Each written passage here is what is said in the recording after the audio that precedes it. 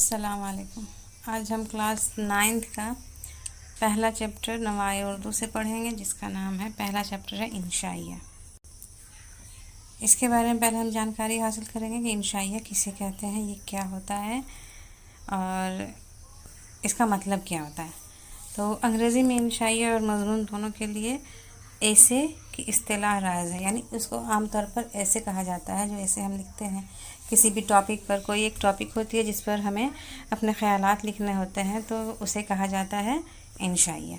ये कोई भी टॉपिक होता है, या आपकी ज़िंदगी से जुड़ा हुआ या वक्त से जुड़ा हुआ, इल्म तालीम, कोई भी एक मौजू लेकर उस पर हमें लिखना होता है। इंशाइया अदीब की ज़हनी रव और अदबी उसलूब का आइनेदार होता है। इंशाइया निगार ज़िंदगी की आम या ख़ास बात या कैफियत को अपने इफ्तार तबाह, इल्मियत और शगुफ्ता निगारी से पुरलुत्फ़ अंदाज में बयान कर देता है। इसका मतलब ये है कि जो लिखने वाले हैं, जो मुसन्निफ़ हैं, वो उसको अपने तरीके से, मौज़ू चाहे कुछ भी हो, लेकिन उसको आपके सामने इस तरीके से पेश किया जाता है कि वो बिल्कुल रूखा सूखा सा मज़मून ना लगे, बल्कि मज़मून जो है आपको इंटरेस्टेड लगे और आप उसको पढ़ें और उसके अंदर जो बात कही गई है उसको समझने की कोशिश करें।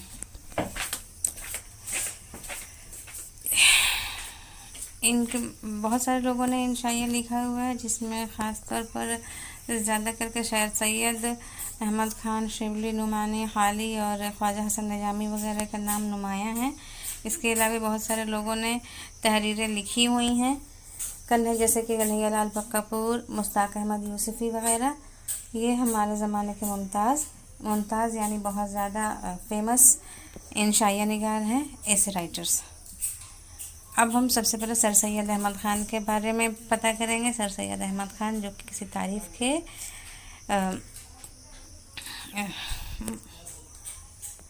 उनके लिए कोई तारीफ़ मतलब क्या कहते हैं, तारीफ़ करना कम है, उनका लिए जो भी कहा जाए वो कम ही है, क्योंकि वो किसी तारीफ़ के मोहताज नहीं हैं। असल बात यही थी कि मोहताज नहीं है, उनको सारी दुनिया जानती है और उन्होंने जो किया उसके बारे में हम सभी लोग जानते ही हैं। अलीगढ़ मुस्लिम यूनिवर्सिटी के बानी सर सैयद अहमद ख़ान, बानी में जो फाउंडर होते हैं उन्हें बानी भी कहा जाता है। तो सर सैयद अहमद ख़ान के बारे में हम थोड़ी सी सरसरी मालूमात लेंगे। तो इनकी पैदाइश जो है 1898 से 1870 तक। सैयद अहमद ख़ान दिल्ली में पैदा हुए। सैयद अहमद ख़ान ने अपने ज़माने के अहले कमाल से फ़ैज़ हासिल किया। अहले कमाल यानी उस ज़माने के जो लोग थे, बहुत ज़्यादा आलिम उस्ताद जो थे, अच्छे उस्ताद, उन्होंने उनसे तालीम हासिल की, फ़ैज़ हासिल किया। यानी उनके अंदर जो खूबियाँ थी वो इन्होंने अपने अंदर उतारने की कोशिश की। 1839 यानी 1839 में उन्होंने अंग्रेज़ी सरकार की मुलाजिमत इख्तियार की और मुख्तलिफ़ मकामात पर काम किया। क्योंकि ये ज़माना जो दिखाया गया है 1870 से 1898 तक का ज़माना, यानी 1817 से लेकर 1898, और हमको जो है आज़ादी कब मिली है, 19वीं सदी में मिली है।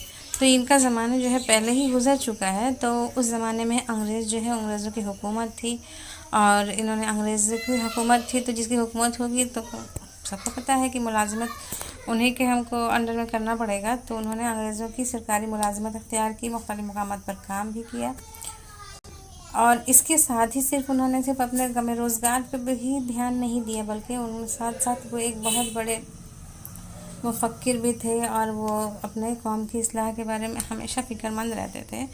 तो जब वो गाज़ीपुर में थे तो उन्होंने एक अंजुमन साइंटिफिक सोसाइटी के नाम से बनाई। वो बहुत ज़्यादा कोशिश में रहते थे कि किसी भी तरह हमारी कौम जो है वो पढ़ लिख जाए, हमारी कौम आगे बढ़े।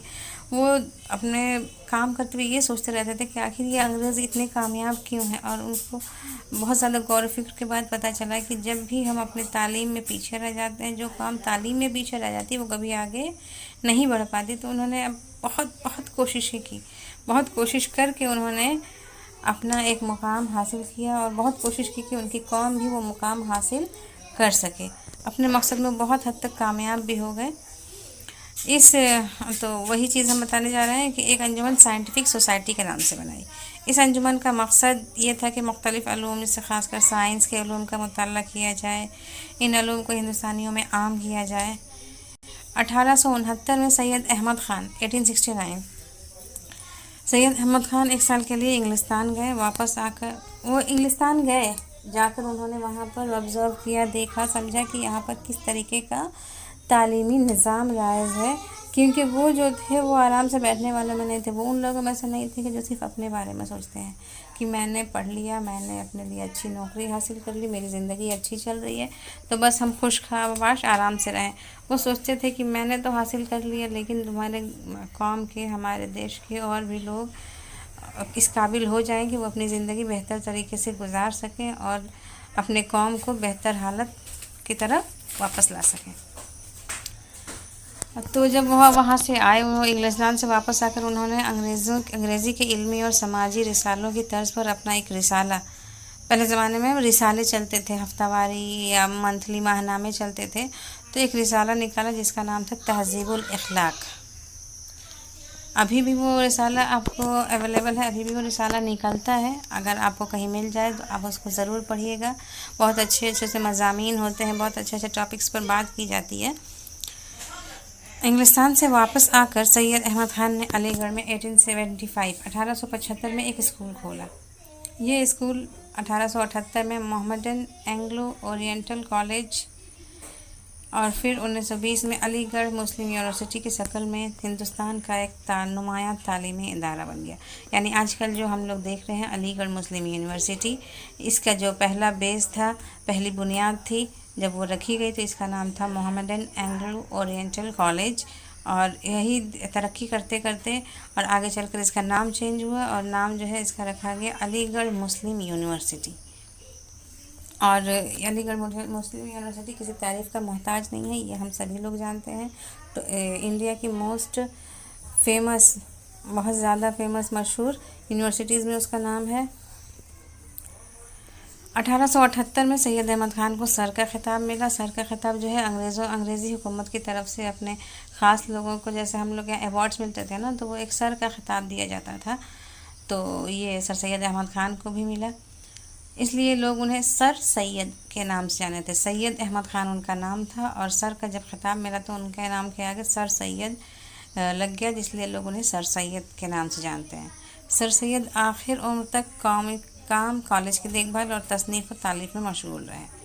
ان کی متعدد تصنیف کی جمع تصانیف میں آثار السنادید، اسباب بغاوت ہند اور سرکشی ضلع بجنور خاص طور پر اہمیت رکھتی ہیں. ان کے مضامین کئی جلدوں میں مجلس ترقی ادب لاہور سے شائع ہوئے. ان میں سائنس، فلسفہ، مذہب اور تاریخ سے متعلق مضامین ہیں. تو یہ تو تھی سر سید احمد خان کے بارے میں تھوڑی سی جانکاری. تو جدید اردو نثر کی بنیاد ڈالنے کے ساتھ ساتھ جدید اردو نثر یعنی نیو ورژن، جیسے ہم لوگ کا آتا ہے نا آج کل نیا ورژن، سے یوٹیوب چل رہا ہے، یوٹیوب کا نیا ورژن آتا ہے. تو اردو نثر تو پہلے سے بھی چلتا تھا، لیکن پہلے اس میں وہ چیز نہیں پائی جاتی تھی، کوئی خاص موضوع نہیں ہوتا تھا، اچھا ٹاپک نہیں ہوتا تھا، لوگ یوں ہی لکھا کرتے تھے.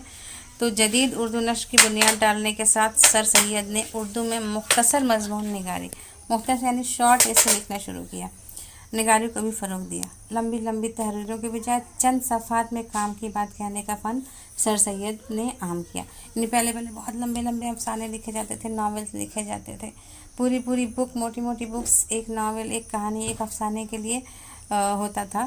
تو سر سید احمد خان نے جو ہے شارٹ ایسے لکھنے کا، مختصر مضمون نگاری کو بھی فروغ دیا. سر سید اپنے زمانے کے مفکر یعنی فکر کرنے والا، مفکر جو ہوتا ہے اسے اور مسلح تھے یعنی اصلاح کرنے والے. مفکر اور مسلح تھے، قوم کی فکر تھی اور وہ قوم کی اصلاح کے لیے بہت ہی پریشان رہتے تھے. ان کی نثر میں وہی وزن اور وقار ہے جو ان کی شخصیت میں تھا. تو ان کی نثر میں وہی وقار ہے کا مطلب ہے کہ جس طریقے سے وہ چاہتے تھے اور جو کرنا چاہتے تھے وہی چیز ان کی نثر میں موجود پائی جاتی ہے. یہ لیسن جو شروع ہوگا اس کو ہم پارٹ 2 میں بنائیں گے. پارٹ 2 جلد ہی ہم آپ کے سامنے